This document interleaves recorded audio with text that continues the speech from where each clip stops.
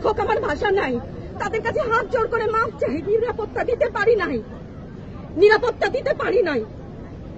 মনে হয় রাস্তায় শহীদ হয়ে গেলে যদি এই লজ্জা আমার কিছুটা কাটে, ওদেরকে বলবার আমার কিছু নাই।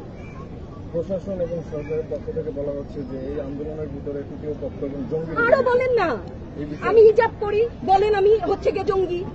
আরো বলেন না, যারাই প্রতিবাদ করছে জঙ্গি। হ্যাঁ, ৭১-এর সময়ের জঙ্গি এক যদি চেহারা অমন হয়, ২৪-এর জঙ্গির চেহারা এরকম হবে। তাহলে গত কিছুদিনে বাংলাদেশ থেকে যে পরিমাণ গ্রেফতার হয়েছে তাতে দেখা যাচ্ছে যে ৮৫% সাধারণ মানুষ যারা কোনো দল করে না। এই বিষয়ে দল করলেও বা ক্ষতি কি?